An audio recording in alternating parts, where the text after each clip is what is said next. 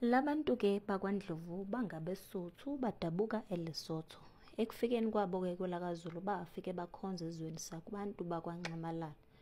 Laba bantu bakwaNdlovu bangabantu bakwaMatsimane wakwaTlou noma uMtaunga. Kuthiwa abantu ababekhuluma ulimi lwesiZulu behluleka ukuphimisa igama noma ngithi isibongo esithi Klou, bagcina bethe Ndlovu. Ngenkathi laba bantu bakwaNdlovu bakhe lapha eNkandla babeyingxenye yesizwe samaChunu, lapho kwakukhona abantu bakwaNdlovu ababakhelene nabantu bakwaMavovo wakwaMkhize phezu komfula iNzuze ngaphansi kwaseQhudeni eNkandla.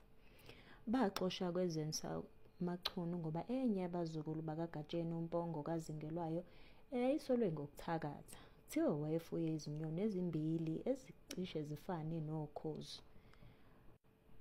Babaleka-ke abantu bakwaNdlovu bayokhonza kuZihlandlo wakwaMkhize bebalekela ulanga likaMacingwane. Kuthe lapho besathi banethezekile kwasuka inkosi yakwaZulu uMbomboshi Omnyama uDingane kaSenzangakhona Belu wahlasela uZihlandlo wambulala.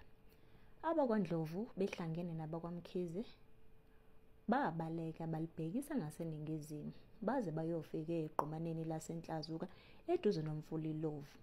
Ngaleso sikhathi-ke abantu bakwaNdlovu base beholwa nguNgema indodana kaMpongo.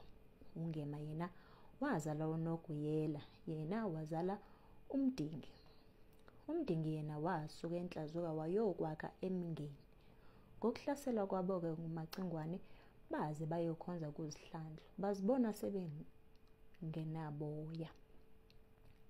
Nangokuhlaselwa kwaZihlandlo nguDingane kanti nguyena obese bafukamele babona ukuthi uboya babo obungamandla abo bazibiza ngokuthi bangwakaboya benyathi, obuthi busonga bube busomluka. Ukwelamana kwabakaNdlovu, uGatsheni uzale uLamula, yena wazala uZingelwayo, yena wazala uMpongo, yena wazala uNgema, yena wazala uNoguyela, yena wazala uMdingi. Izithakazelo zakwaNdlovu: Gatsheni boya benyathi obusonga ngobusobuluka, Mpongo kaZingelwayo. Nina bakwaNdlovu idla ekhaya, ngokwesiko labelusi zazi zeluswa yintombi